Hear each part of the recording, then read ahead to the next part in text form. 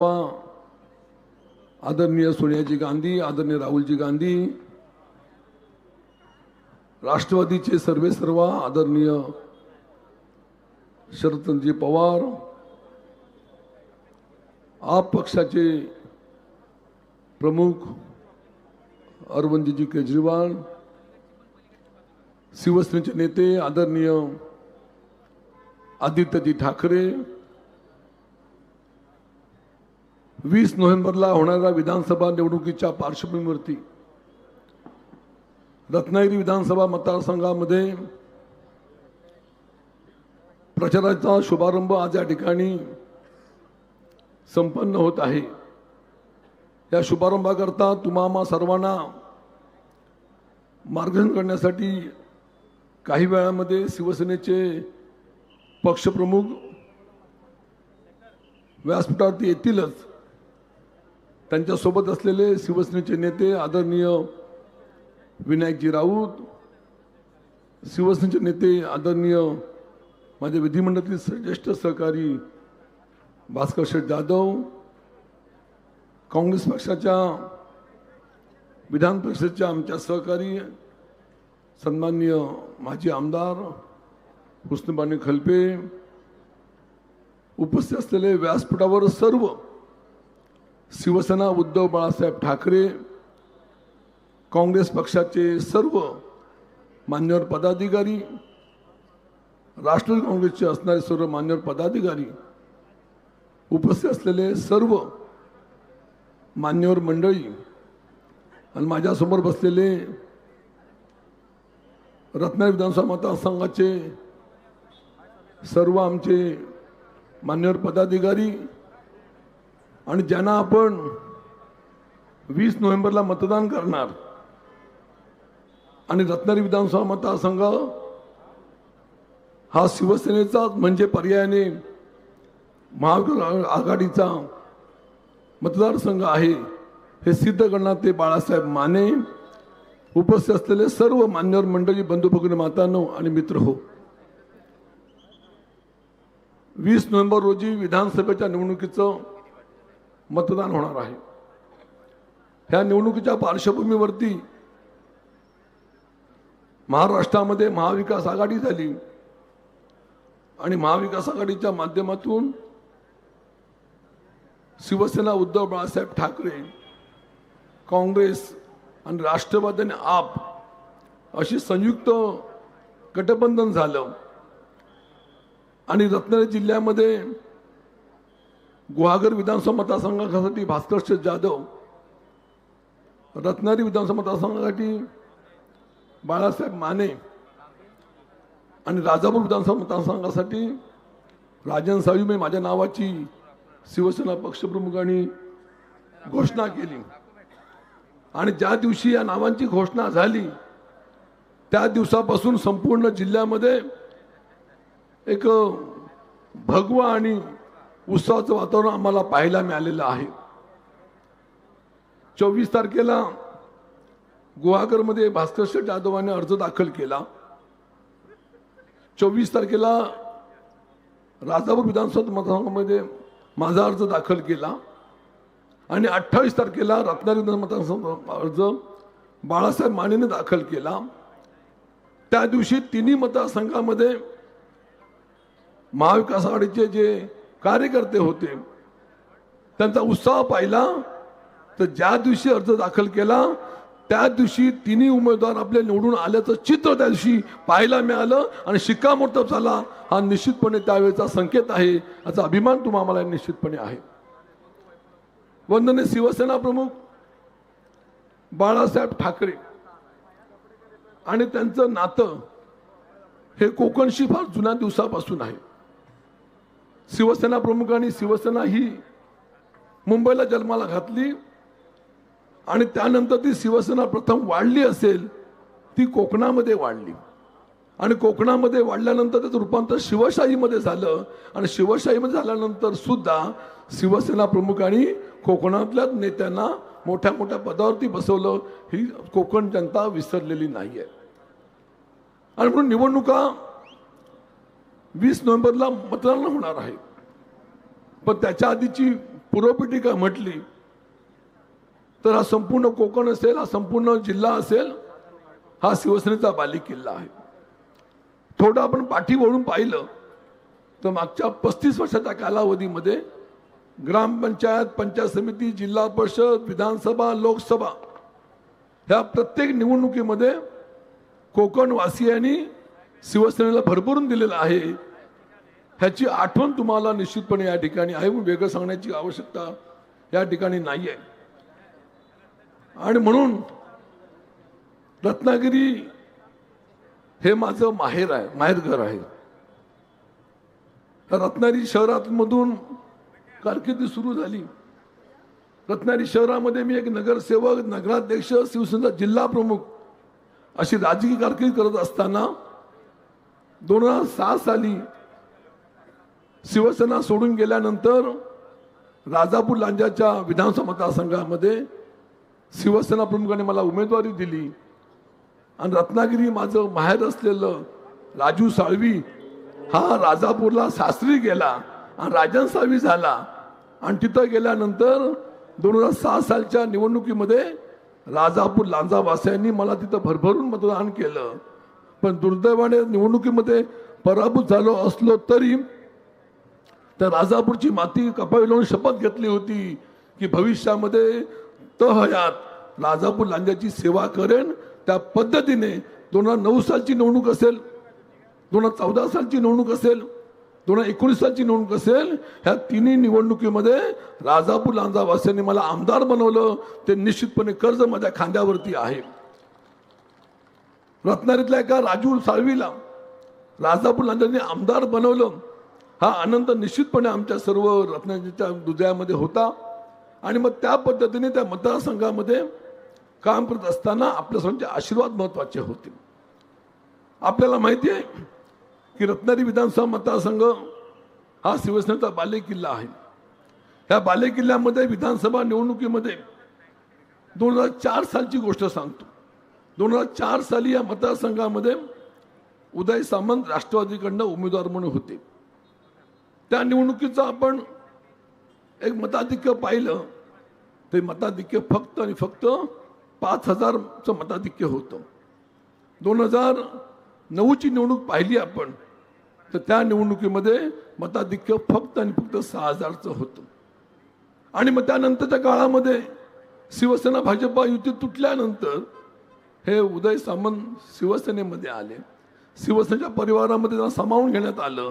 आणि 2014ची निवडणूक आपण पाहिली तर 2014 सालच्या निवडणुकीमध्ये सुद्धा त्यांचं जे मताधिक्य होतं ते मताधिक्य जवळजवळ 40,000चं मताधिक्य होतं.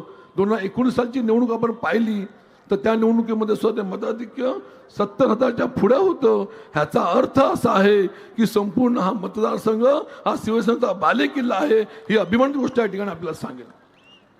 आणि म्हणून या ठिकाणी बाळासाहेब माने 2024 सालच्या निवडणुकीला महाविकास आघाडीचे शिवसेनेच्या वतीने उमेदवार आपल्यासमोर या ठिकाणी आलेले आहेत. बाळासाहेब मानेंचं निश्चितपणे या भागामध्ये 5 वर्षाच्या कालावधीमध्ये आमदार असताना या भागातल्या प्रत्येक भागामध्ये त्यांचं स्वतःचं वलय त्यांनी निर्माण केलेलं आहे. आणि निश्चितपणे अभिमानाने सांगेन ह्या असलेल्या शिवसेना उद्धव बाळासाहेब ठाकरेमध्ये बाळासाहेब माने आल्यानंतर जसं दुधामध्ये साखर पडली की दूध मधुर होतं तसा विधानसभा मतदारसंघ सुद्धा आपला मधुर झालेला आहे. आणि म्हणून भविष्यातल्या निवडणुकीची काळजी करण्याची कोणी कारण नाहीये. दुर्दैवाने हा संपूर्ण मतदारसंघाला एक गद्दारीची झळक लागलेली आहे. वंदनीय शिवसेना प्रमुख बाळासाहेब ठाकरेंच्या आशीर्वादाने हे कोकण सजलेलं फुललेलं नक्की आहे.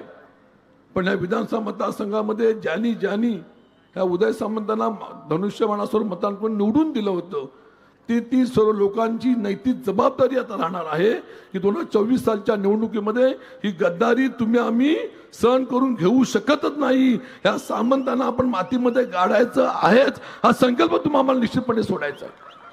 हा विधानसभा मतदारसंघ तुमचा आमचा बालेकिल्ला आहे हे सिद्ध करून दाखवायचं आहे. ही नम्रपणे विनंती या ठिकाणी आपल्याला करत आहे. राहिला आमचा राजापूर लांजा साखरपा विधानसभा मतदारसंघ, खरोखर नम्रपणे सांगेन की हा मतदारसंघ हा खरोखर शिवसेना प्रमुख बाळासाहेब ठाकरेंच्या आशीर्वादाने प्रेरित झालेला आहे. ह्या मतदारसंघामध्ये आपण पाहिलं असेल, ह्या मतदारसंघाने आतापर्यंत रवींद्रजी मानेंना आमदार बनवलं, रवींद्रजी मानेंना शिवसेना प्रमुखाने शिवसेनेच्या काळामध्ये पालकमंत्री बनवलं. त्यानंतरच्या काळामध्ये सुभाष बनेनाईडींना आमदार बनवलं आणि राजापूर लांजा या परिसरामध्ये तिथल्या जनतेने आप्पासाहेबांना पहिला आमदार बनवलं. त्यानंतरच्या काळामध्ये त्या ठिकाणी गणपत कदमना आमदार बनवलं आणि आताच्या 3 टर्ममध्ये राजापूर लांजावासियांनी मला आमदार बनवलं. म्हणून याचा अर्थ असा, माणसं बदलली तरी त्यांची निष्ठा ही शिवसेनेशी आहे, सांगायला अभिमान या ठिकाणी वाटतो. त्या मतदारसंघाचं नेतृत्व करत असताना त्या भागामधल्या ग्रामपंचायती, पंचायत समिती, जिल्हा परिषद, विधानसभा आणि लोकसभा ह्या प्रत्येक निवडणुकीमध्ये त्यामध्ये शिवसेनेच्या बाजूने संपूर्ण मतदारसंघ राहिलेला आहे. आपल्याला माहिती असेल की 2.5 ते 3 वर्षापूर्वी ज्यांना शिवसेना प्रमुखांनी मोठं केलं, ज्यांना शिवसेना पक्षप्रमुख मोठं केलं, ते शिवसेना सोडून आपल्यासोबत 40 आमदार घेऊन गेले, 12 खासदार निघून गेले. गद्दारीची कीड ताटून लागली आणि त्या परिस्थितीमध्ये सुद्धा आमचा हा मतदारसंघातली सर्व माणसं, आम्ही सर्व मंडळी शिवसेना प्रमुखांशी प्रामाणिक राहिलो. ह्याचा अर्थ असा आहे की आमच्या सर्वांच्या निष्ठा ह्या बाळासाहेबांची चरणाशी आहे आणि आमच्या निष्ठा ह्या तुमच्याशी आहे. आपल्याला माहिती असेल की ह्या शिंदे मिंदे बरोबर आम्ही न गेल्यामुळे माझ्यासारख्या सामान्य एका कार्यकर्त्यावरती, आमदारावरती सुद्धा ज्या पद्धतीने ईडी सारखी, एसीबी सारखी चौकशी केली, सर्वात दुःखाची गोष्ट आहे. पण त्यावेळेला सुद्धा सांगितलं काही झालं, उद्या जेलमध्ये जायची वेळ आली तर राजन सावी हा शिवसेना प्रमुखांच्या पायाशीच असणार, हे निष्ठावंत म्हणून सांगितलेलं आहे. आणि म्हणून या विधानसभा मतदारसंघामध्ये आताची निवडणुकी वेगळ्या पद्धतीची होणार आहे. आतापर्यंतच्या अनेक निवडणुका आपण पाहिल्या. ह्या निवडणुका होत असताना अनेक निवडणुका आपण जिंकून दिलेल्या आहेत. पण यावेळची आमची राजापूर लांजा विधानसभा मतदारसंघाची निवडणूक ही वेगळ्या पद्धतीची आहे. ह्या विधानसभा निवडणुकीमध्ये पैसा आणि सत्ता विरुद्ध निष्ठा अशा तऱ्हेची निवडणूक होणार आहे. आणि आतापर्यंत आपल्याला माहिती आहे की सत्याचा विजय होतो, या निवडणुकीमध्ये सुद्धा निष्ठेचा विजय होणारच, हे आपल्या नम्रपणे या ठिकाणी सांगू इच्छितो. आणि म्हणून मी जास्त वेळ घेणार नाहीये. या ठिकाणी अनेक मान्यवरांचे विचार ऐकायचे, काही वेळामध्ये उद्धव साहेबांचे तर आगमन होईलच आहे. आणि म्हणून जाता जाता नम्रपणे एवढंच सांगेन की 20 नोव्हेंबर रोजी विधानसभा निवडणुकीचं मतदान होणार आहे. ह्या निवडणुकीकरता संपूर्ण मतदारसंघातले आमचे पदाधिकारी, कार्यकर्ते सज्ज झालेले आहेत. आजपासून निवडणुकीला 15 दिवस राहिलेले आहेत. आणि म्हणून मी नम्रपणे विनंती राहणार आहे, रत्नागिरी विधानसभा मतदारसंघामध्ये ज्या वेळेला आपण मतदानाला जाल त्यावेळेला आपल्या मशीन समोर बाळ उर्फ सुरेंद्र माने असं नाव असेल आणि त्याच्या समोर निशाणी मशाल असेल. राजापूर लांजा विधानसभा मतदारसंघामधले मतदाराच्या जातील मशीन याच्यावरती केंद्रावरती त्यावेळेला सुद्धा त्या ठिकाणी राजन प्रभाकर साळवी आणि समोर मशाल निशाणी असेल, त्या दोन्ही निशाणीवरती बटन दाबा आणि राजन सावींना आणि इथं बाळासाहेब निवडून द्या अशी नम्रपणे विनंती करतो आणि तो थांबतो. जय हिंद, जय महाराष्ट्र. जोरदार जरा घोषणा द्यायची आहेत. हिंदू हृदय सम्राट शिवसेना प्रमुख बाळासाहेब ठाकरे यांचा जय भवानी, जय भवानी. यानंतर या बुलंद आवाजामध्ये आपल्या सर्वांची जी बुलंद तोप, ज्यांचे विचार ऐकण्याकरता आपण आतुरलेले असतो, असे शिवसेना नेते भास्कर शेठ जाधव साहेब यांना मी विनंती करतो की आपले प्रखर विचार हे आम्हाला ऐकण्याकरता.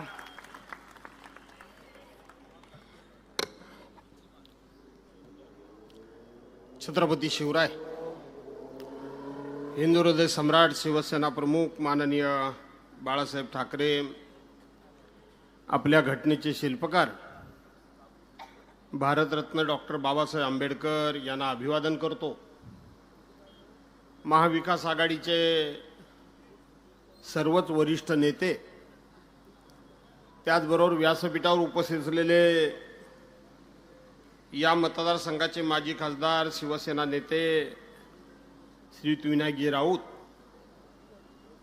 या जिल्ह्याचे माजी पालकमंत्री श्रीयुत मानेसाहेब, काँग्रेस पक्षाच्या नेत्या आणि माजी आमदार हुस्नबानू खलिफे मॅडम, राष्ट्रवादी काँग्रेस पक्षाचे नेते आणि माजी आमदार श्रीयुत रमेशराव कदम, व्यासपीठावर उपस्थित असलेली महाविकास आघाडीची सर्वच नेते मंडळी, पत्रकार मित्र, विधिमंडळात पत्रकार मित्र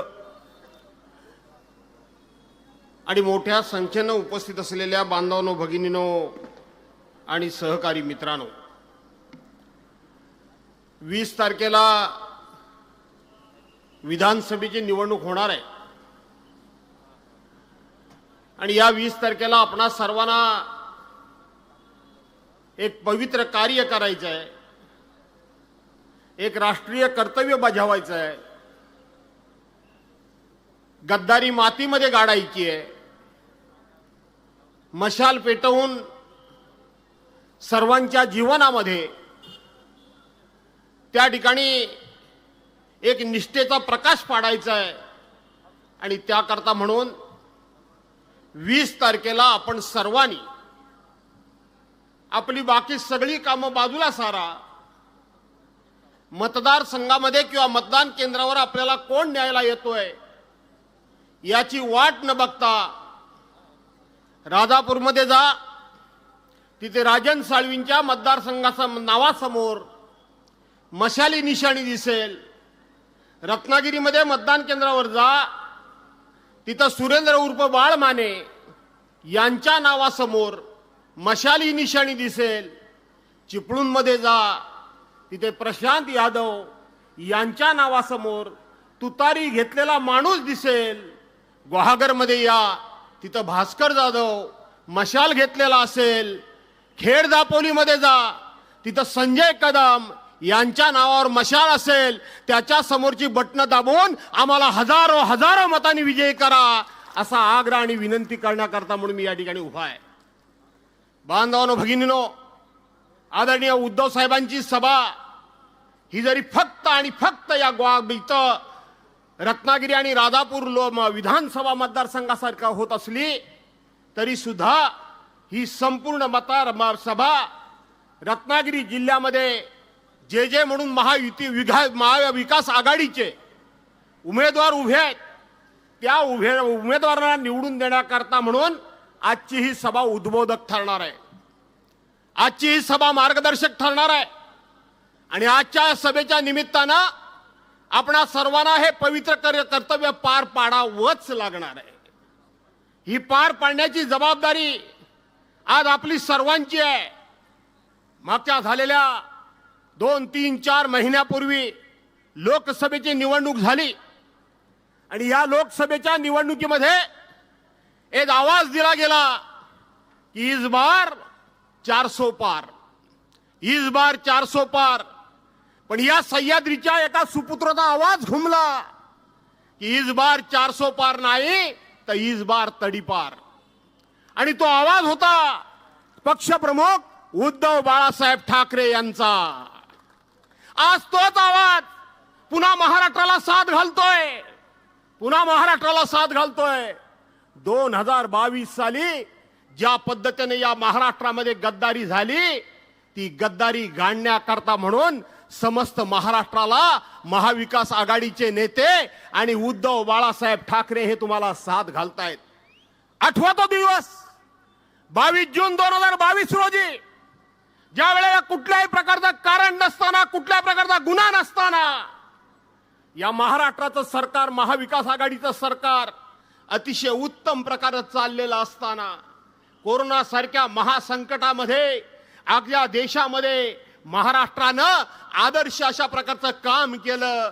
या महाराष्ट्रातल्या जवळजवळ 12.5-13 कोटी जनता, ही जनता कुठल्या पक्षाची आहे, कुठल्या पंथाची आहे, कुठल्या जातीची आहे, कुठल्या धर्माची आहे, कुठल्या विचाराची आहे, याचा विचार त्यावेळेला राज्याचे प्रमुख म्हणून उद्धव बाळासाहेब ठाकरे यांनी केला नाही. तर त्यांनी एकच नारा दिला की हे संपूर्ण महाराष्ट्र म्हणजे माझं कुटुंब आहे आणि त्या कुटुंबाचं जतन करणं, त्याच्या जीविताचं रक्षण करणं ही माझी जबाबदारी आहे, ही उद्धव बाळासाहेब ठाकरेंनी त्याला घोषणा दिली होती. आणि महाविकास आघाडीनं सही सलामत या महाराष्ट्रातल्या जनतेला त्या कोरोनासारख्या संकटातून बाहेर काढलं. त्यानंतर उद्धव साहेबांच्यावर एक जीवघेणी अशा प्रकारची शस्त्रक्रिया झाली. शस्त्रक्रिया झाल्यानंतर जेमतेम हाताचा आधार धरून ते उठायला बसायला लागले होते. खरं तर मित्रांना असं वाटलं होतं की आता उद्धव साहेब कधी उठू शकणार नाहीत, पण ते उठायला बसायला लागले आणि कारभार करू लागले. त्याच वेळेला त्यांच्याच लोकांनी त्यांच्याशी गद्दारी केली. 40 जणांनी त्या 40 जणांमध्ये 9 मंत्री होते. त्यातला एक मंत्री ह्या रत्नागिरीतला होता की नव्हता? एक मंत्री ह्या रत्नागिरीतला सुद्धा होता. अरे ज्यांना मंत्रीपद दिली तिकडे दीपक केसरकर असतील, नाहीतर इकडे उदय सामंत असतील. उदय सामंतांना मला प्रश्न विचारायचा आहे. आज उदय सामंत सकाळ संध्याकाळ उद्धव बाळासाहेब ठाकरेंच्यावर टीका करतात, आदित्य साहेबांच्यावर टीका करतात, ज्या वेळेला हे शिवसेनेमध्ये आणि म्हणून दीपक केसरकर असतील, उदय सामंत असतील, आज सकाळ संध्याकाळ पोपटासारखे बोलतात. ज्या वेळेला मंत्री म्हणून होते, पालकमंत्री म्हणून होते, त्यावेळेला ज्या वेळेला उद्धव साहेबांच्यावर टीका टिप्पणी होत होती त्यावेळेला तुमच्या दाताची दात खेळी बसली होती. तुम्ही कधी प्रतिकार केलात नाही, तुम्ही कधी कोणाला उत्तर दिलत नाही. आणि अशा वेळेला मी कोरोनाच्या संकटामध्ये उद्धव साहेबांच्या आधारपणामुळे या लोकांनी धोका दिलेला आहे. आणि धोका दिलेला असताना आज पुन्हा एकदा यांना धडा शिकवण्याची वेळ आलेली आहे. धडा शिकवण्याची वेळ आलेली आहे. बांधवांनो, भगिनीनो, मी या ठिकाणी जाहीरपणे सांगतो की 40 आमदार आणि 13 खासदार सोडून गेले, सगळे सोडून गेले. पण एक अभिमान तुम्हाला सांगतो, एक ठाकरी बाणा तुम्हाला सांगतो, उद्धव साहेबांचा लढवयापणा सांगतो. या 13 खासदारांनी 40 आमदारांनी पुन्हा पुन्हा आम्हाला परत घ्या म्हणून नाना तऱ्हेची आर्जव केली, पण उद्धव साहेबांनी आपला ठाकरी बाणा दाखवला. एकालाही परत घेतलं नाही, एकालाही परत घेतलं नाही. कारण शेवटी ही गद्दारी केवळ शिवसेनेजवळ नव्हती, ही गद्दारी केवळ उद्धव साहेबांजवळ नव्हती, तर ही गद्दारी तमाम महाराष्ट्राबरोबर होती. महाराष्ट्राबरोबर होती की नव्हती? आणि म्हणून याचा जब विचारण्याचा, यांना धडा शिकवण्याची जबाबदारी आता महाराष्ट्राची सुद्धा आहे. ही महाराष्ट्राची आहे. परवांच्या दिवशी या जिल्ह्याचे पालकमंत्री उदय सामंत हे गुहागरमध्ये गेले. मी परवांच्या दिवशी राजन साळवींच्या तिथे राजापूरमध्ये सभेला गेलो होतो. तिथं जे काय बोलायचं थोडंफार बोललो, परंतु गुहागरमध्ये गेले होते आणि तिथं उदय सामंतांनी फार मोठ्या अशा पद्धतीचा, तत्वाचा, फार मोठ्या निष्ठेचा आणि कुणबी समाजाचा त्या ठिकाणी आम्ही कसा सर का चला त्या ठिकाणी आम्ही कुणबी समाजाचा कशा पद्धतीनं बाजू घेतो हे सांगण्याचा आव्हानला. काय सांगितलं की गुहागरमध्ये आम्ही त्या ठिकाणी राजेश बेंडल नावाच्या माणसाला माझ्या समोर कुणबी समाजाचा उमेदवार दिला आणि आम्ही तिथं हतनकर साहेब जे होते या जिल्ह्याचे माजी मंत्री, त्यांचा आम्ही सन्मान केला. या जिल्ह्याचे सर्वात मोठे महान नेते शामरावजी पेजे या साहेबांचा उल्लेख केला आणि आम्ही फार मोठं काहीतरी त्या ठिकाणी त्यांचा आदर केला म्हणून सांगतात. उदय सामंत, तुम्ही माझ्या मतदारसंघात जाऊन भाषण केलं तर गाठ माझ्याशी आहे, गाठ माझ्याशी आहे. माझा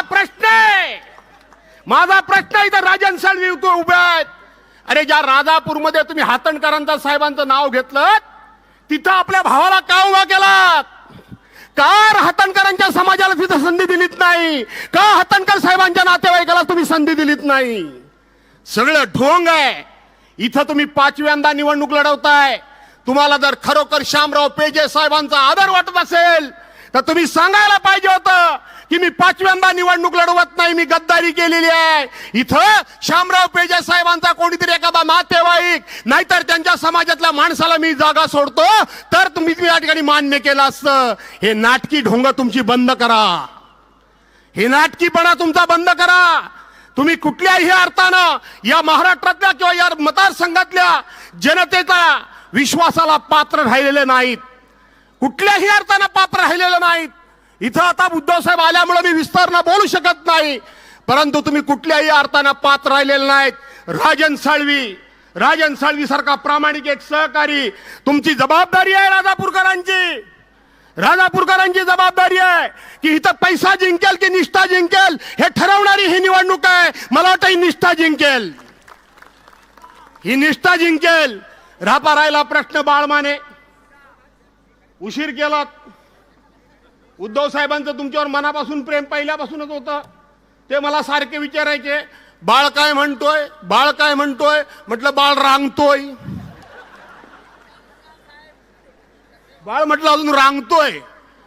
बाळासाहेब आणि भारतीय जनता पार्टीला मला नम्रपणे विनंती करायची आहे की आज 1989 साली शिवसेना आणि भाजपाची आमची युती झाली.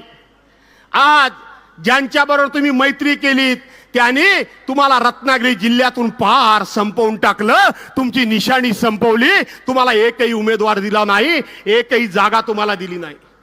पण हिंदुहृदय सम्राट शिवसेना प्रमुखांनी ज्या काळामध्ये शिवसेना एकदम टॉपला होती, त्यानंतर उद्धव साहेबांच्या कारकिर्दीमध्ये शिवसेना टॉपला होती, पण उद्धव साहेबांनी त्यावेळेला माननीय अटल बिहारी वाजपेयी साहेबांची भाजपा पाहिलेली आहे, लालकृष्ण अडवाणी साहेबांची भाजपा पाहिलेली आहे, प्रमोद महाजनांची भाजपा पाहिलेली आहे, विजयराजे शिंदेची भाजपा पाहिलेली आहे, सुषमा स्वराजांची भाजपा पाहिलेली आहे, मुरली मनोहर जोशी यांची भाजपा पाहिलेली आहे, गोपीनाथ मुंडेंची भाजपा पाहिलेली आहे आणि वसंतराव भागवतांची सुद्धा भाजपा पाहिलेली आहे.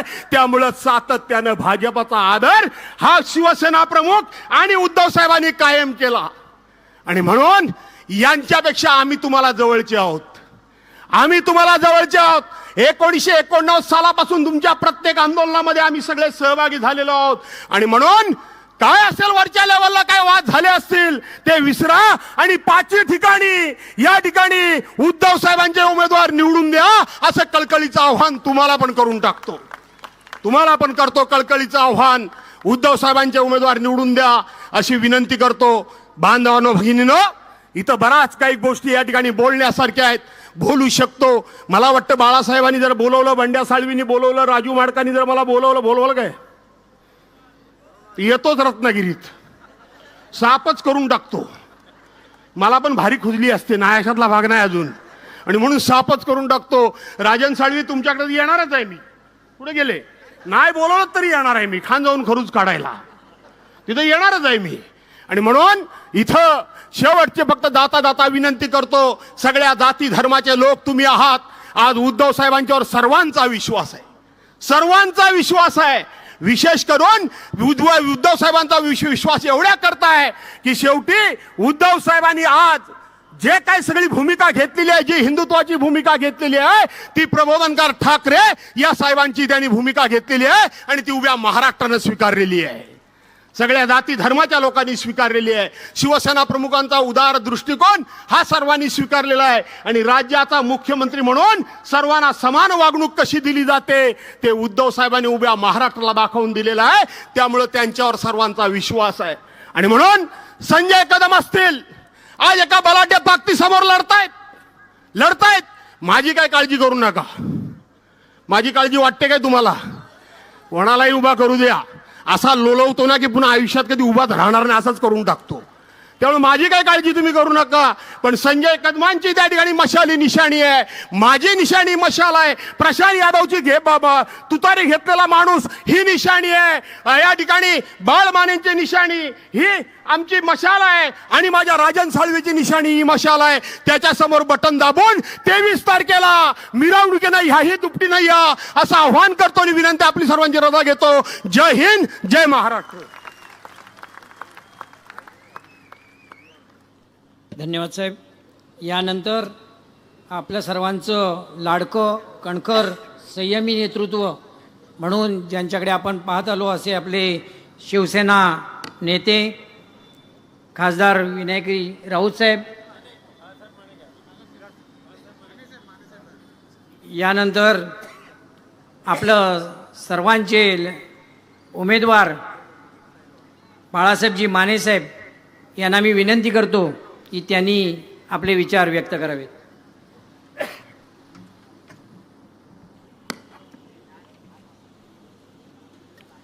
महाराष्ट्राचा आराध्य दैवत छत्रपती शिवराय, हिंदू हृदय सम्राट कैलासवासी आदरणीय बाळासाहेब ठाकरे यांना वंदन करून, महामानव भारतरत्न डॉक्टर बाबासाहेब आंबेडकर यांना वंदन करून, आजच्या या रत्नागिरी राजापूर विधानसभेच्या 20 तारखेला होणाऱ्या निवडणुकीच्या प्रचाराच्या निमित्तानं या ठिकाणी उपस्थित असलेले आदरणीय शिवसेना उद्धव बाळासाहेब ठाकरे पक्षाचे प्रमुख आदरणीय माजी मुख्यमंत्री उद्धवजी ठाकरे साहेब, युवा सेनेचे अध्यक्ष आदरणीय आदित्य ठाकरे साहेब, शिवसेनेचे सचिव आदरणीय माजी खासदार विनायकराव राऊत साहेब, शिवसेनेचे नेते आदरणीय भास्कर जाधव साहेब, या ठिकाणी माझ्यासोबत निवडून येणारे राजापूरचे आमदार राजन साळवी साहेब, चिपळूण विधानसभा मतदारसंघातून आदरणीय शरदचंद्र पवार साहेबांचं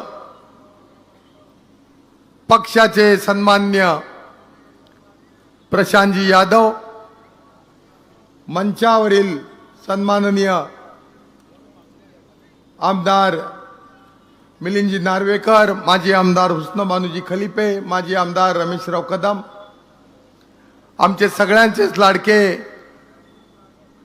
माजी मंत्री आदरणीय रवींद्रजी चव्हाण साहेब, माजी आमदार माझे सहकारी मित्र सन्मान्य सुभाषराव बने साहेब, या रत्नागिरीचं ज्यांनी नेतृत्व केलं ते राष्ट्रवादी काँग्रेसचे माझे मित्र सन्माननीय नगराध्यक्ष मिलिंदजी कीर, शिवसेनेचे सहसंपर्क प्रमुख माजी जिल्हा परिषद अध्यक्ष माझे मित्र राजेंद्रजी महाडिक, शिवसेनेचे यशस्वी जिल्हा प्रमुख आदरणीय माझे मित्र सन्माननीय विलासजी चाळके, आपल्या रत्नागिरी तालुक्याची शिवसेनेची धगधगती तोफ असलेले माजी नगराध्यक्ष माझे मित्र सन्माननीय प्रदीप उर्फ बंड्याशेठ साळवी, या शहराचे शहर प्रमुख सन्मान्य साळुंके, ज्येष्ठ नेते सन्माननीय प्रमोद शेरे, राष्ट्रवादी शरदचंद्र पवार काँग्रेसचे नेते माझे सहकारी मित्र बशीरभाई मुर्तुजा, राष्ट्रीय काँग्रेस पक्षाचे सगळे पदाधिकारी, महाविकास आघाडीचे सगळे सन्माननीय पदाधिकारी, मोठ्या संख्येनं या ठिकाणी उपस्थित असलेले रत्नागिरी राजापूर मतदारसंघातील मतदार बंधू भगिनी आणि माझ्या पत्रकार मित्रांनो, आज या ठिकाणी रत्नागिरी संगमेश्वर विधानसभा मतदारसंघातून शिवसेना उद्धव बाळासाहेब ठाकरे पक्षाच्या मशाल निशाणेवरती आज मी या ठिकाणी आशीर्वाद मागण्याकरता उभा आहे. मला आज या ठिकाणी उद्धव साहेब या ठिकाणी आठवण येते ज्या शिवसेना प्रमुखांनी 1990 सालामध्ये प्रमोद महाजन कैलासवासी यांच्या सोबतीनं या महाराष्ट्रामध्ये एक वेगळा विचार दिला आणि तो विचार घेऊन गेल्या 35 वर्षातली 30 वर्ष उद्धवजी मी प्रामाणिकपणानं शिवसेना प्रमुखांचे विचार या जिल्ह्यामध्ये रुजवण्याचा मी प्रयत्न केला. 1995 साली आदरणीय शिवसेना प्रमुख बाळासाहेब ठाकरे यांच्या आशीर्वादानं, यांच्या स्वप्नातली प्रमोद महाजन यांच्या सहकार्यानं भारतीय जनता पार्टी बरोबर आपण शिवशाहीची राजवट आणली. रवींद्रजी माने मंत्री झाले. सर्व शिवसेना भाजपचे कार्यकर्ते असणारे आमदार झाले. आमदार विनय नातू गुहागरमध्ये माझ्यासोबत आमदार झाले. मी रत्नागिरीमधून आमदार झालो. त्यापूर्वी तात्यासाहेब नातू भारतीय जनता पार्टीचे शिवसेना युतीचे आमदार अनेक वर्ष होते. शिवाजीराव गोताड या ठिकाणी आमदार होते. आप्पासाहेब गोगटे या ठिकाणी होते. आणि खऱ्या अर्थानं उद्धवजी हे वैभवाचे दिवस होते. मला आठवतं 1995 साली एक सामान्य कार्यकर्ता मी होतो, परंतु रवींद्र माने साहेबांनी शिवशाही खऱ्या अर्थानं काय असते या सह्याद्रीच्या कड्याकपाऱ्यामध्ये अरबी समुद्राच्या किनाऱ्यावरती शिवसेना प्रमुखांचे विचार रुजवले. आम्ही कधी कोण कुठल्या पक्षाचा होता विचार मानले नाहीत. आम्ही निव्वळ म्हणजे निव्वळ शिवसेना प्रमुखांचे विचार मानले. या 35 वर्षातली 5 वर्ष जर सोडली तर 30 वर्ष शिवसेना आणि भारतीय जनता पार्टी म्हणून आम्ही उद्धवजी हातामध्ये हात घालून काम केलं. आणि असे वैभवाचे दिवस आम्ही सगळ्यांनी पाहिलेले आहेत. मला आज खऱ्या अर्थानं आपल्यामध्ये शिवसेना प्रमुख बाळासाहेब ठाकरे आपल्यामध्ये आज मला दिसत आहेत. मी मातोश्रीवर प्रमोदजी महाजन गोपीनाथ मुंडेंबरोबर एक कार्यकर्ता म्हणून आलोय. ज्या वेळेला तुम्ही माझ्या हातामध्ये शिवबंधन बांधलात 23 तारखेला, त्यावेळेला मला या सगळ्यांची आठवण आली. आज हे माझ्याबरोबर नाही आहेत, परंतु तुम्ही मला स्वीकारलात. तुम्ही मला एक प्रश्न केलात आणि आपण मला म्हणालात, अरे तू आमच्या कुटुंबातीलच आहेस. आज मला खऱ्या अर्थानं आनंद होतोय. मी शिवसेना प्रमुखांच्या त्या सिंहासनावर नतमस्तक झालो आणि ठरवलंय अपुरं राहिलेलं स्वप्न रत्नागिरीयांचं पुरं करायचं. मी फार बोलत नाही, आपले विचार ऐकण्याकरता आहात. गेल्या 20 वर्षामध्ये काय झालं ते मी बोलणार नाहीये, ते सगळ्या जनतेला माहिती आहे. आणि आपण मला बोलवलं त्यापूर्वी मी रत्नागिरीकरांना हात घातली होती, तुम्हाला काय पाहिजे. रत्नागिरीकरांनी मला सांगितलं आम्हाला बदल पाहिजे. तुम्ही शिवसेना उद्धव बाळासाहेब ठाकरेंच्या पक्षाची मशाल हातात घ्या, महाविकास आघाडीकडून उभे राहा, आम्ही तुमच्या पाठीमागे आहोत. हा सर्व रत्नागिरीकरांनी मला विश्वास दिलाय आणि म्हणून तुमचे आशीर्वाद मी कधीच विसरू शकत नाही.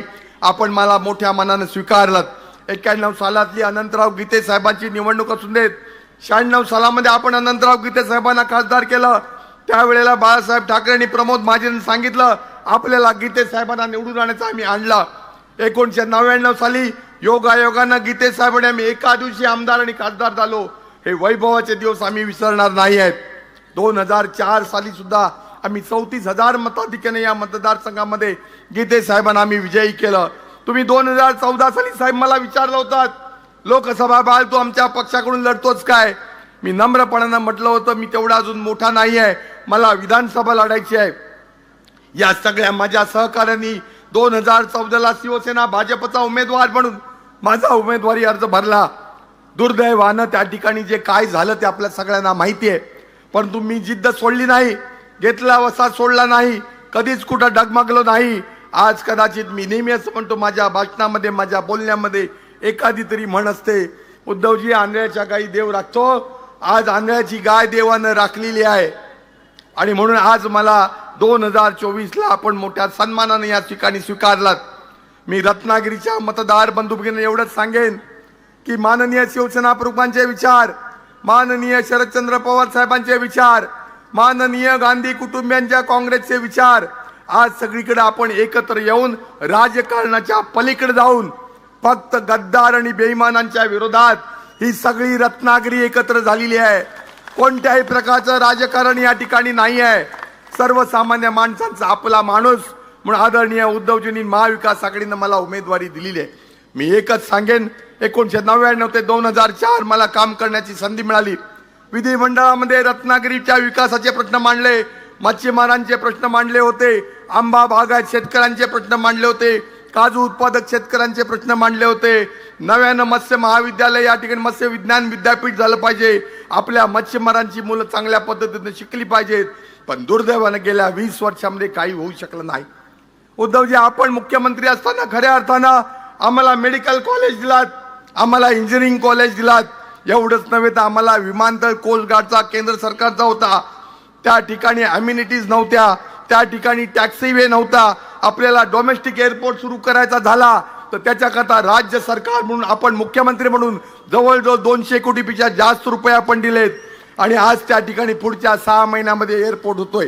कदाचित मला असं वाटतंय रत्नागिरीमध्ये एक स्टेडियम होतं त्या स्टेडियमची वाट लावून झाली. दुसरं स्टेडियम क्रीडा संकुल MIDC मध्ये करतायत, 15 वर्ष झाली. असे कितीतरी प्रकल्प आज प्रलंबित आहेत.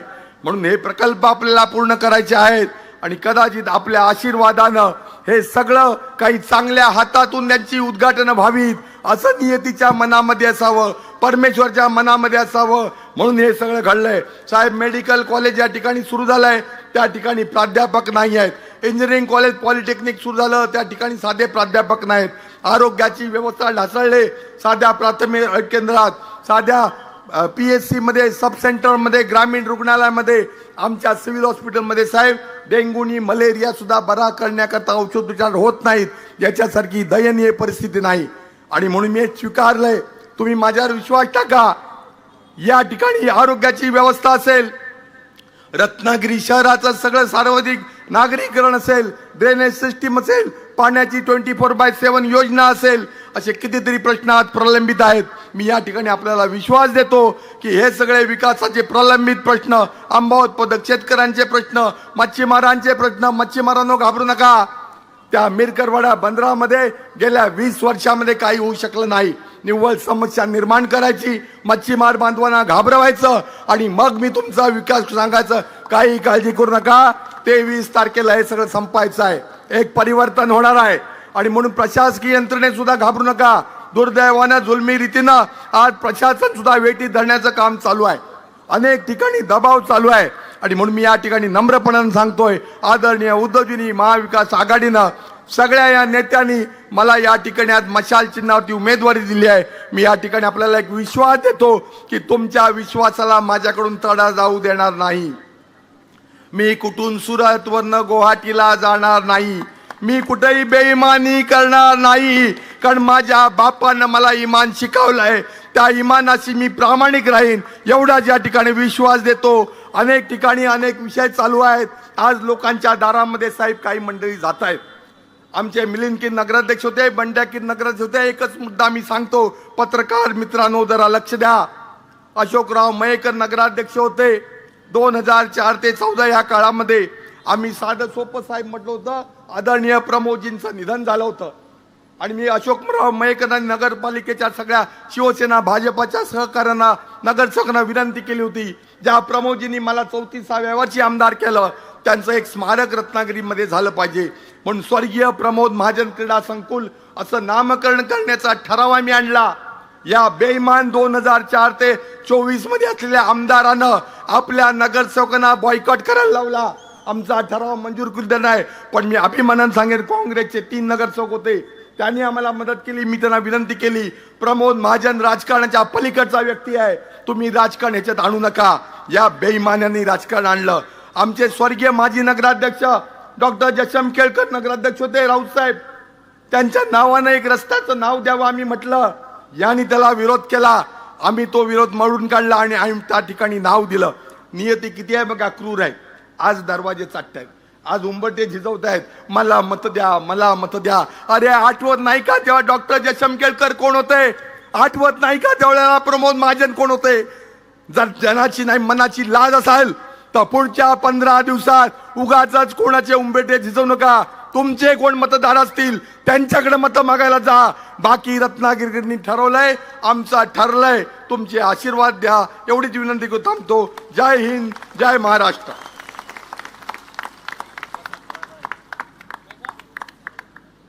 रत्नागिरी विधानसभा मतदारसंघाचे शिवसेना उद्धव बाळासाहेब ठाकरे आणि महाविकास आघाडीचे उमेदवार आणि उद्याचे आमदार बाळ माने यांच्या प्रचारार्थ उद्धव साहेब या ठिकाणी आलेले आहेत. त्यांचे विचार ऐकण्यासाठी आपण उत्सुक आहात याची आम्हाला कल्पना आहे. आणि उद्धव साहेबांचं भाषण सुरू होण्याच्या अगोदर मी जिल्हा प्रमुख विलास साळके, माननीय राजू महाडिक, माननीय बंड्याशेठ साळवी आणि या सर्व पदाधिकाऱ्यांना विनंती करतो, माननीय उद्धव साहेबांचं पुष्पहार देऊन स्वागत करावं.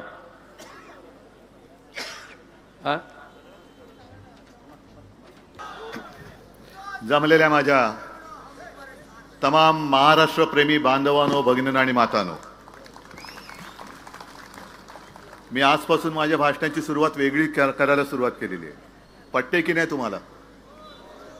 कारण पारंपरिक जी आपली पद्धत आहे जी मी दसऱ्याला केली होती, जमलेल्या माझ्या तमाम हिंदू बांधवांनो, भगिनींनो आणि मातांनो, लोकसभेच्या वेळेला देश वाचवायचा होता, आता आपल्याला महाराष्ट्र वाचवायचा आहे.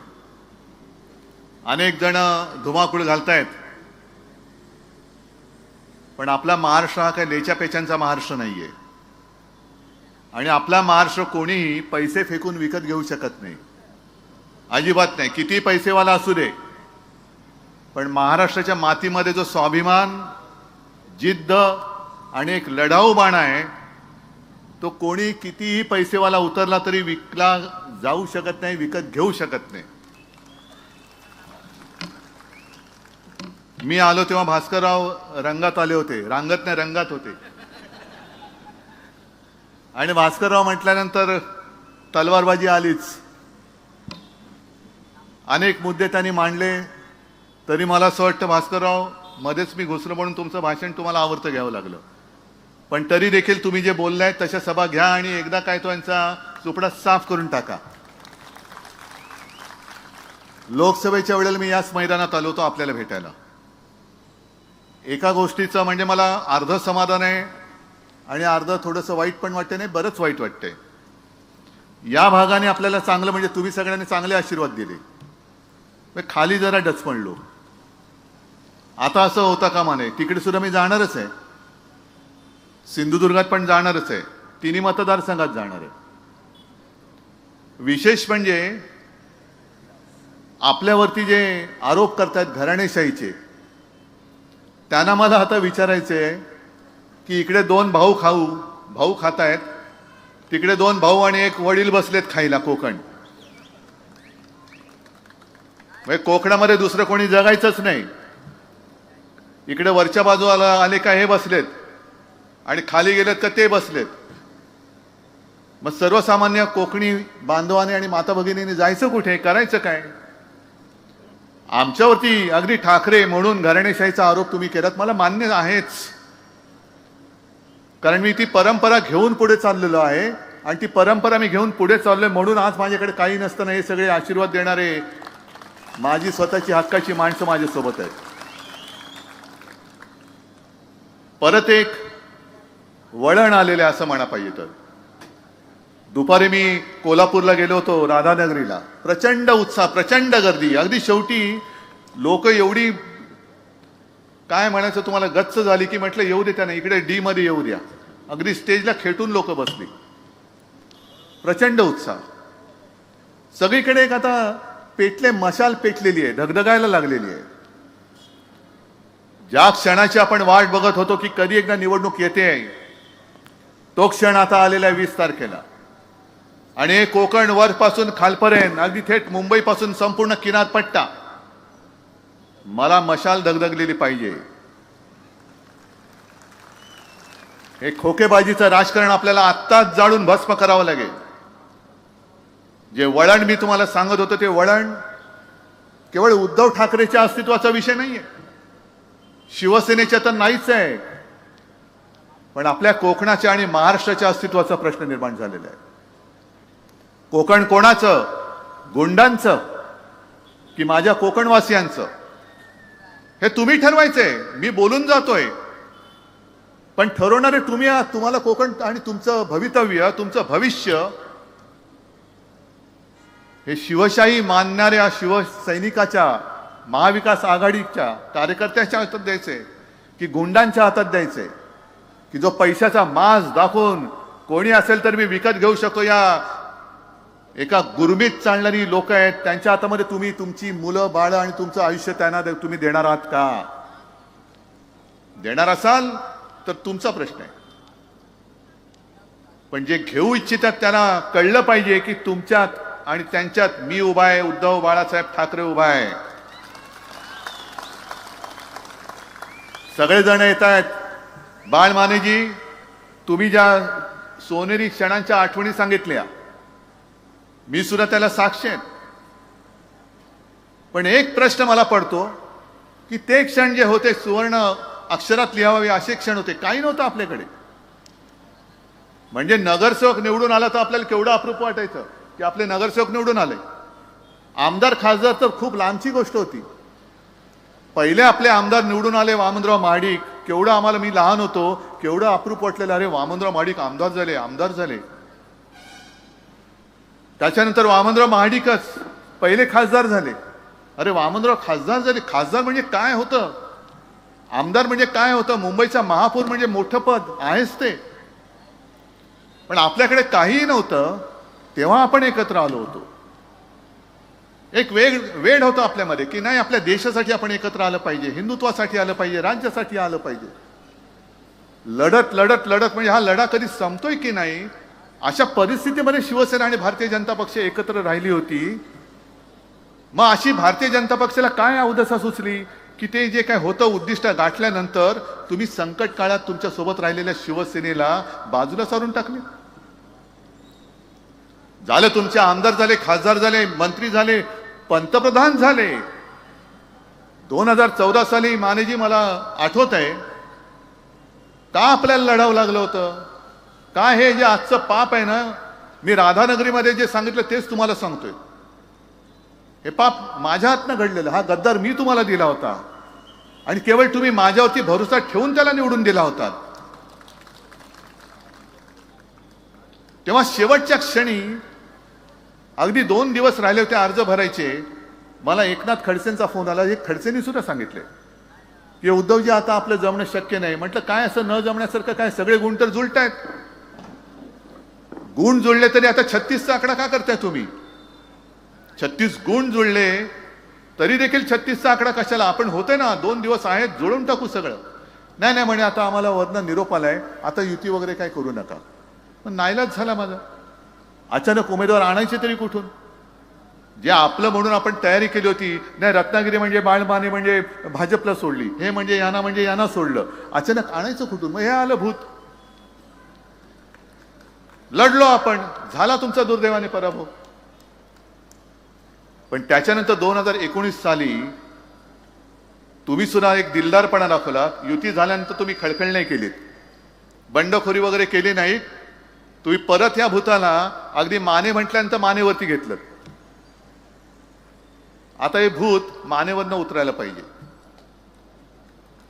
हे उतरून टाकायचं. गेले 2.5 वर्ष, बरं 14 साली जेव्हा आपण घेतलं होतं तेव्हा मला सांगितलं की उद्धवजी मी निवडून येतो पण मला मंत्री बनवाल ना. तेव्हा सत्ता आणायचीच होती. मी म्हटलं बनवतो मंत्री. 14ला नाही बनवू शकलो. पण आमची ख्याती अशी की आहे की शब्दाला पक्का, एकदा शब्द दिला की दिला, मग परत मागे घ्यायचा नाही. 19 साली सत्ता आली, आमचा शब्द आम्हालाच आठवला आणि बनवला याला मंत्री. त्या मंत्रिमंडळाच्या कालखंडामध्ये आणि आता गेल्या 2.5 वर्ष उद्योग मंत्री म्हणून तुम्ही जे काय काम केले असेल तर घरचे उद्योग सोडा, बाहेरचे उद्योग किती केले ते सांगा पहिले. बाहेरचे उद्योग अनेक आणि इकडे ठणठणाट. काय रत्नागिरीकरांना मी विचारतोय, एक तरी उद्योग या उद्योग मंत्र्यांनी आणला रत्नागिरीत. महाराष्ट्राचं तर बातच सोडा, स्वतःच्या मतदारसंघाला जो एक उद्योग आणू शकत नाही, उद्योग देऊ शकत नाही, असे निरुद्योगी मंत्री हे परत बेशरमपणाने मत मागायला येत आहेत आणि आपण मत देणार आहात त्यांना. इकडे हे, तिकडे राजन साळवीचे विरुद्ध यांचे भाऊ, काय मोठमोठी त्यांनी लोकसभेच्या वेळेला पैशाची मस्ती दाखवली होती. जणू काय हे म्हणजे महाराष्ट्रामध्ये असं व्यक्तिमत्व झालंच नाही, असे सगळे होर्डिंग मुंबईत पण लावलेले. पण त्यांना कळत नाही की हा जो लढा आहे हा निष्ठावंताशी तुम्हाला लढायचा आहे. राजन साळवी हा शिवसेना प्रमुखांचा निष्ठावंत सैनिक आहे. हा तुमच्यासारखा लाच घेऊन खोके घेऊन सुरतेला पळालेला नाही. त्यांच्यावरती अनेक दडपणं आणली, घरी धाडी पडल्या, पत्नीला मुलांना अटक करू म्हणाले तरी सुद्धा हटला नाही अजिबात. आणि म्हणून मी या निष्ठावंताला पुन्हा सांगितलेलं की राजन तुम्हीच तिकडे योग्य आहात, लढा, बघू कोण गद्दार येतोय, आडवा करून टाकू त्यांना. म्हणजे मी लोकसभेच्या वेळेला आलो होतो तेव्हा या सगळ्या गोष्टी तुम्हाला सांगितल्या होत्या की धाड टाकल्यानंतर घरी शिवाजी महाराजांच्या पुतळ्याची किंमत करता तुम्ही महाराजांच्या. नालायक लोकांनो, महाराज जर झाले नसते तर तुम्ही जिवंत राहिला असतात. इकडे महाराजांचा पुतळा जो राजन साळवींच्या घरी आहे, सगळ्यांच्या घरी आहे, माझ्या घरी आहे, यांच्या घरी सुद्धा आहे. आणि महाराज फक्त पुतळ्यामध्ये नाही, महाराज आमच्या हृदयामध्ये आहे. कराल किंमत तुमची, त्यांची किंमत कराल. इकडे राजांच्या घरी सापडलेल्या म्हणजे ठेवलेल्या शिवाजी महाराजांच्या पुतळ्याची किंमत केली किती, ह्याची किंमत काय. मग मी तेच म्हणतोय, जी किंमत तुम्ही त्या पुतळ्याची करताय, त्या तिकडे सिंधुदुर्गात मोदींच्या अशुभ हाताने जो पुतळा उभा केला होता, जो कोसळला, त्याची किंमत केली तर तुमची लायकी कळेल त्याच्यात किती पैसे खाल्लेत. पण फसवलं आपल्याला.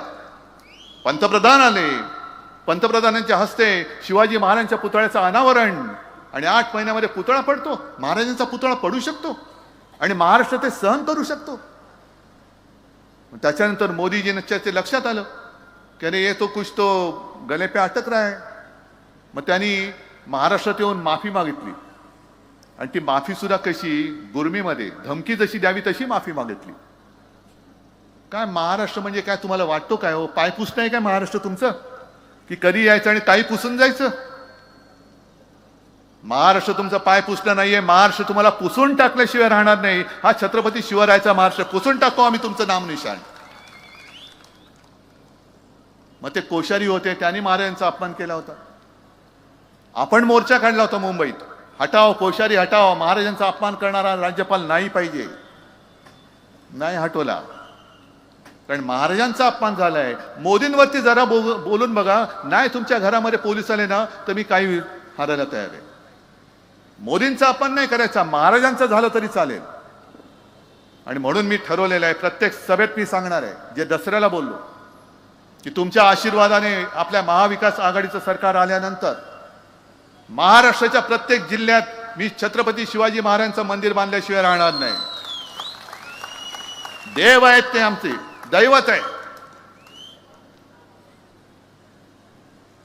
आणि केवळ महाराष्ट्राच्या प्रत्येक जिल्ह्यातच नाही, तर सुरतेमध्ये सुद्धा मी छत्रपती शिवाजी महाराजांचं मंदिर बांधल्याशिवाय राहणार नाही. आणि मी सुरतेमध्ये एवढ्यासाठी बोलतोय, आकसाने नाही म्हणत. हे गद्दार जिथे पहिले पळाले, जी इंग्रजांची वखार छत्रपती शिवाजी महाराजांनी स्वराज्यासाठी लुटली होती, धडा शिकवण्यासाठी त्यांना, तिथे हे पळाले.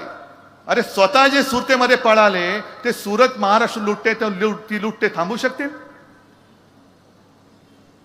आणि म्हणून मी सुरतेमध्ये महाराजांचं मंदिर एवढ्यासाठी उभारणार की पुन्हा कोणी गद्दार इथून सुरतेला जाता कामा नये. कारण इथे सुद्धा महाराज आहेत आणि तिकडे सुद्धा महाराज आहेत, दोन्हीकडे महाराज आहेत. जिथे जाल तिकडे महाराज आहेत. तकमक टोकावरनं तुमचा कडेलोट करण्याची आज्ञा दिल्याशिवाय ते राहणार नाहीत. पण तुम्ही आज सुद्धा मरे कुठेतरी त्यांची सभा झाली, तेच बोलताय, ते घरी बसून राहिले. अरे मी घरी बसून सगळ्यांची घरं सांभाळली, आणि म्हणून महाराष्ट्रातली जनता मला कुटुंब प्रमुख मानते. पण घरं फोडणारी अवलाद तुमची. माझी आपली शिवसेना फोडली, सगळ्यांची घरं, शरद पवारांचं घर फोडलं, घर फोडे तुम्ही. घरं फोडताय आणि राज्य करताय, आणि आम्हाला तुम्ही सांगताय यांनी काय केलं नाही. जर मी काय केलं नसतं तर ही जनता आजपर्यंत माझ्यावरती प्रेम करत आले, तिचं प्रेम कधीच आटलं असतं. आणि म्हणून मी तुम्हाला विचारतोय की मी असं काय कोणता गुन्हा केला होता 2.5 वर्षामध्ये मी मुख्यमंत्री असताना. एक तर जागतिक महामारी आल्यानंतर तुमच्या सगळ्यांच्या साथीने आणि सोबतीने महाराष्ट्र करोनाचा बंदोबस्त करण्यात संपूर्ण देशात नंबर 1चं राज्य होतं. संपूर्ण देशामध्ये ऑक्सिजनचा तुटवडा पडून दिला नाही, ना कधी रुग्णशय्यांचा पडू दिला, कसला पडू दिला नाही. कारण तुम्ही जे मी सांगत गेलो आणि तुम्ही ऐकत गेलात, म्हणून आपण ते वाचू शकलो. मग यांनी काय केलं होतं, तुम्ही कुठे होतात, हे कुठे होते. संपूर्ण देशभरामध्ये हाहाकार माजला होता. कुठे सार्वजनिक चिता पेटल्या होत्या, कुठे गंगेमध्ये प्रेत वाहत होती. पण अशी एकही मृतदेहाची विटंबना आपल्या महाराष्ट्रामध्ये आपण होऊ दिली नाही. एकतर मृत्यू कमीत कमी कसे होतील ह्याची दखल आणि ह्याचा पूर्णपणाने खबरदारी आपल्या सरकारने तेव्हा घेतली होती. मग आपल्या सरकारने शिवभोजन थाळी दिली होती 10 रुपयामध्ये. आजही आहे की नाही चालू मला माहिती नाही. आपलं सरकार आल्यानंतर त्याचा विस्तार मी पुन्हा वाढवणार आहे. 10 रुपयात माझ्या गोरगरिबांना पोटभर अन्न हे मिळालंच पाहिजे आणि परत मी आल्याशिवाय म्हणजे आपलं सरकार आल्यानंतर हे आपण केल्याशिवाय राहणार नाही, हे वचन मी आज तुम्हाला देतोय. त्याच्यानंतर काही जण सांगतात अहो बघा जरा, म्हटलं काय बघायचं? नाही, महिलांना जरा ते फसवतायत, महिलांसाठी योजना देत आहेत. मग इकडे माता भगिनी बसल्यात, त्यांना विचारतो ते जे काय तुम्हाला देत आहेत 1500 रुपये, घर चालते का तुमचं? अनेक जण म्हणतात की आम्हाला 1500 मिळतात जरूर, पण महागाई एवढी प्रचंड वाढले की 1500 रुपये आमच्या पर्यंत येईपर्यंतच ते संपून जात आहेत. मधल्या काळामध्ये मी संभाजीनगरला गेलो होतो आणि तिकडे शेतीच्या बांधावरती उतरल्यानंतर ज्या काम करणारे शेतमजूर महिला आहेत त्यांना मी विचारलं काय ताई 1500 रुपये मिळाले? होय मिळाले म्हणे. मग काय बरं चाललंय? त्याला कसलं बरं म्हणे, पोराचं ऍडमिशन थोडी होतं होय. पोराची ऍडमिशन म्हणजे तिला 1500 रुपये ठीक आहेत, पण मुलाचं मी शिकू कशाला? मी कष्ट का करते? आई वडील जे कष्ट करतात ते मुलं मोठी होण्यासाठी करतात. मुलगा माझा शिकला पाहिजे. ते घोषणा ठीक आहे, मुलगी शिकली, प्रगती झाली, 1500 देऊन घरी बसवली, ही त्याच्या शिक्षणाची किंमत. मग स्वतःच्या पायावर उभं कधी राहणार? कोण करणार उभं? आणि म्हणून मी ठरवलेलं आहे आपलं सरकार आल्यानंतर जसं मुलींना उच्च तंत्रज्ञानापर्यंत शिक्षण हे मोफत दिलं जातं तसं महाराष्ट्रामध्ये जन्मलेल्या प्रत्येक मुलाला सुद्धा आपलं सरकार मोफत शिक्षण दिल्याशिवाय राहणार नाही. मोफत शिक्षण, तुमच्या पायावर तुम्ही उभे राहा.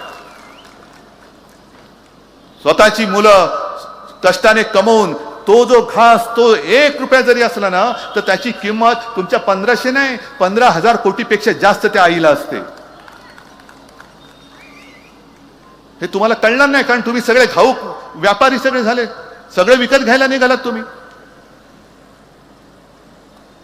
आणि म्हणून मी दुसरी जी योजना सांगतोय, जसं मनोहर जोशी, रवींद्र मानेजी तुम्ही मंत्री होतात त्या सरकारच्या काळात आपण जीवनावश्यक 5 जीवनावश्यक वस्तूंचे भाव हे स्थिर ठेवले होते. मग त्याच्यामध्ये डाळ आली, तेल आलं, साखर आली, तांदूळ आला, गहू आला. शेतकऱ्याचं 1 रुपयानी सुद्धा नुकसान होऊ न देता आपलं सरकार आल्यानंतर या 5 जीवनावश्यक वस्तूंचे भाव 5 वर्षासाठी आम्ही स्थिर ठेवून दाखवल्याशिवाय राहणार नाही. हे असं काहीतरी द्या, फुकटचं काही नकोय, हक्काचं मागतोय आपण, हक्काचं मागतोय. हक्क पाहिजे. महिलांची सुरक्षा वाऱ्यावरती आहे. आणि दुपारच्या सभेत मी बोललो, बदलापूरमध्ये जी एक दुर्घटना घडली, म्हणजे अत्याचार झाला एका शाळकरी मुलीवर, जा हे 3 भाऊ जे आहेत ना, एक देवा भाऊ, दुसरा दाढी भाऊ आणि तिसरा जॅकेट भाऊ, तर तिन्ही भावाला मी सांगतोय तुमच्यामध्ये जर का धमक असेल तर तिघांनी एकत्र मिळून त्या मुलीच्या आईला जाऊन 1500 रुपये देण्याची हिंमत दाखवावी. जा, जोडे खायचे असतील तर जा तिकडे. त्या माऊलीला पोलीस स्टेशनमध्ये ताटकळत ठेवले तुम्ही. तिची तक्रारीची दखल कधी घ्यायची? 10 तास बसले, 15 तास बसू दे ना, काय मेली तर मेली, पण तिच्या मुलीवर झालेल्या अत्याचाराची दखल घ्यायला पोलीस तयार नाहीत.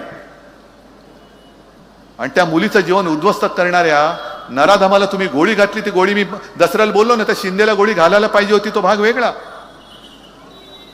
पण महिलांची सुरक्षा वाऱ्यावरती आहे म्हणून आम्ही ठरवले, एक तर जसं पोलीस स्टेशन एक सर्वसाधारण पोलीस स्टेशन असतं तसं महिलांसाठी पोलीस अधिकारी आणि महिला पोलीस शिपाई असलेली स्वतंत्र पोलीस ठाणी आम्ही महाराष्ट्रामध्ये निर्माण करू.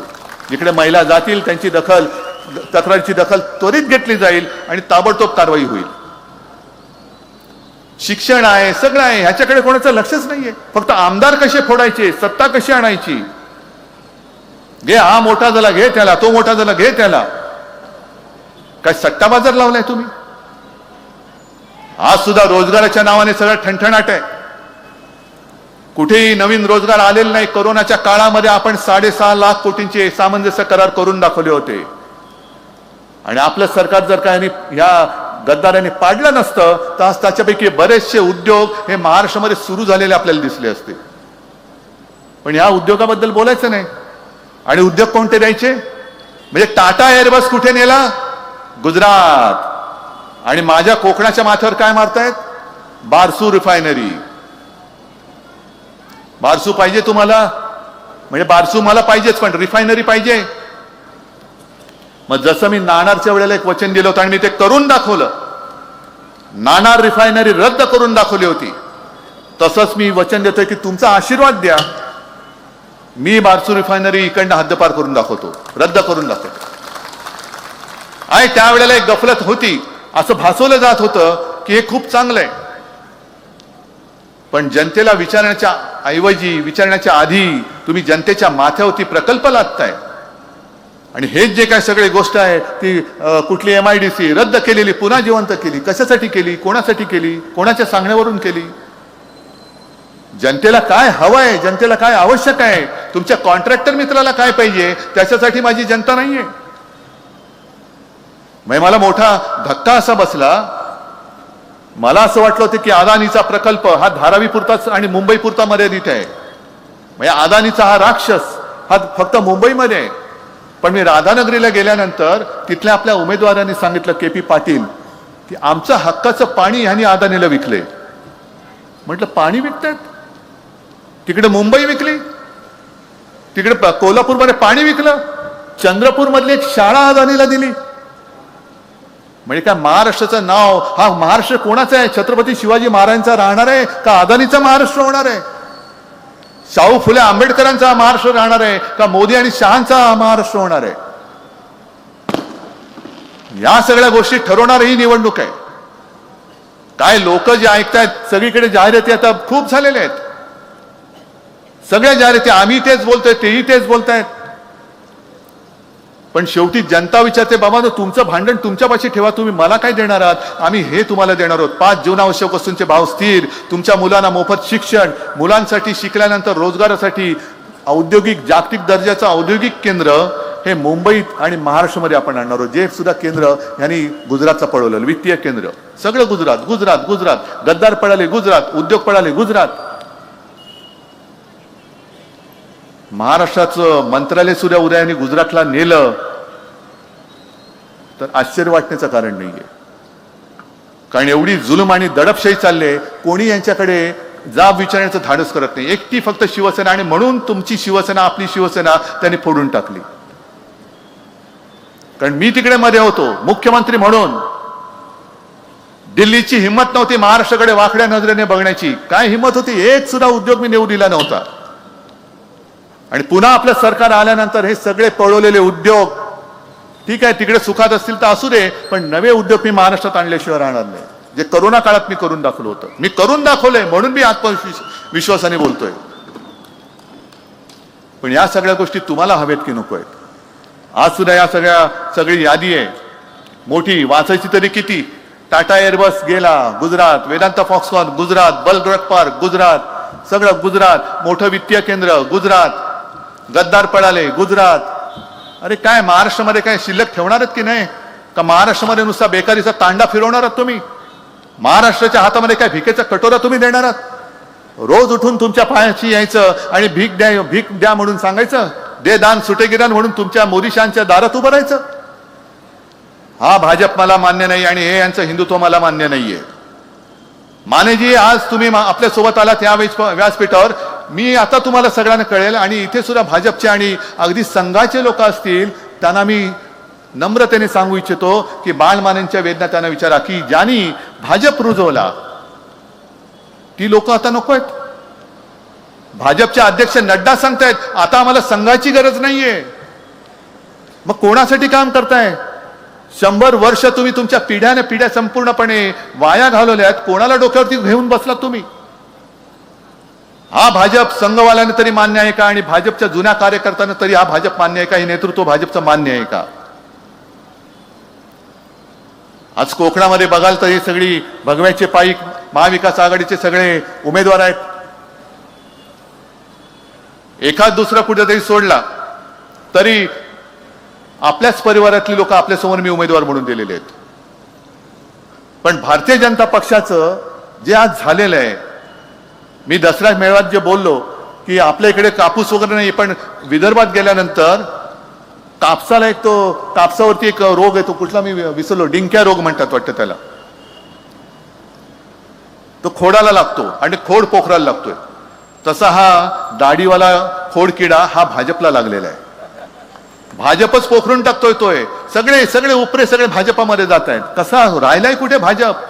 तो अटलजींचा भाजप गेला कुठे? अडवाणीजींचा भाजप गेला कुठे?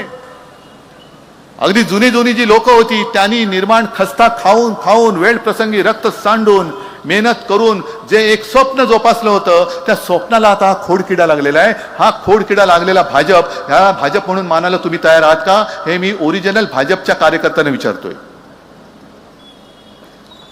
बरं, दुसरा महत्वाचा प्रश्न असा की एक प्रश्न मी तुम्हाला विचारतो, पण मी विचारल्यानंतर ती व्यक्ती ओरिजिनल कोणत्या पक्षाची हे तुम्ही उत्तर द्यायचं. देताय? तयार आहात? जसं आपण टीव्हीवरती बघतो ना, अब आपका समय सुरू हो रहा है, तसं मी तुम्हाला सांगतो हे सरकार आणि विधिमंडळ आहे. या विधिमंडळाकडे बघितलं तर मुख्यमंत्री ओरिजिनल कोणत्या पक्षाचा? आताचा जो मुख्यमंत्री आहे गद्दार, तो ओरिजिनल कोणत्या पक्षाचा आहे? हा, अरे मोठ्याने बोला ना. शिवसेना. दोन्ही सभागृहाचे अध्यक्ष कोणत्या पक्षाचे आहेत? दोन्ही सभागृहाचे विरोधी पक्ष नेते कोणत्या पक्षाचे आहेत? अर्धे अधिक मंत्री कोणत्या पक्षाचे आहेत? अरे मग एवढं वैभव तुमच्या सोबत अधिकृत होतं, का शेण खाल्लत? मग शिवसेना नको, म्हणजे ओरिजिनल शिवसेना नको, उद्धव ठाकरे नको. उद्धव ठाकरे ना मोदीजी गेल्या वेळेला बालासाहेब की नकली संतान म्हणतात आणि निर्लज्जपणाने माझी माणसं उरावरती, तुमच्या लोकांच्या उरावरती बसून तुम्ही तुमचा टेंबा मिरवता. हे कोणतं राज्य आहे? कुठे चाललोत आपण?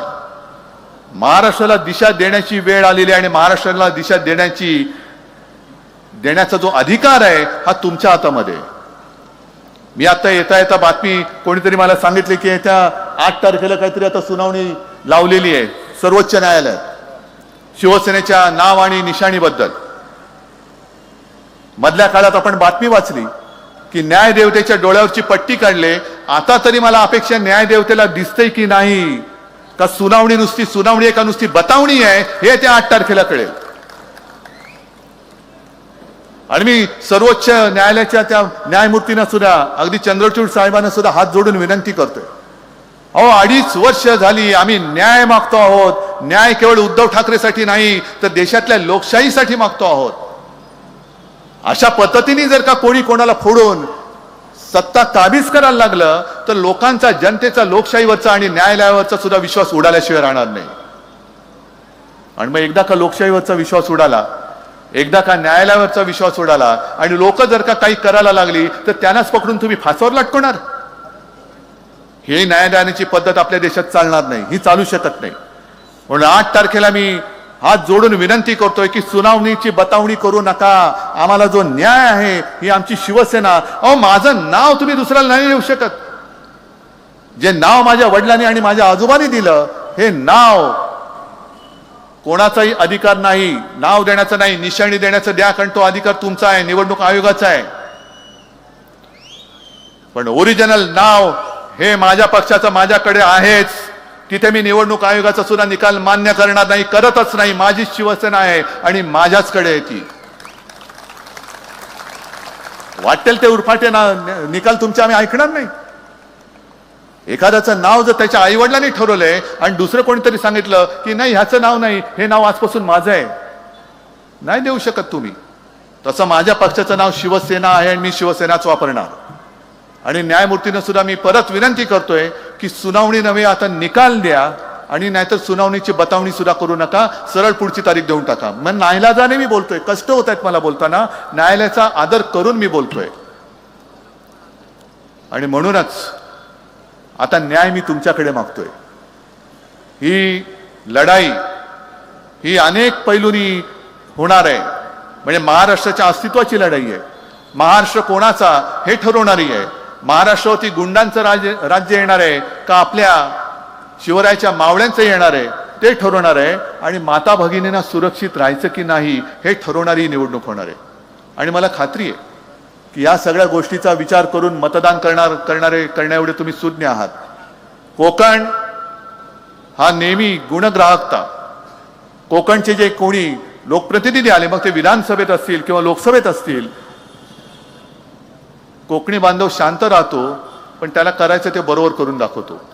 आणि म्हणून मला खात्री आहे की इथली ही घराणेशाही, यांची वरची आणि तिथली खालची आणि वरती बसले ते खालच्यांचे वडील, ही घराणेशाही नव्हे, ही गुंडशाही आहे. आणि ही गुंडशाही तिला तुम्ही चूड लावल्याशिवाय राहणार नाही. आणि तसं तुम्ही ते कराल एवढी खात्री बाळगतो आणि आपली रजा घेतो.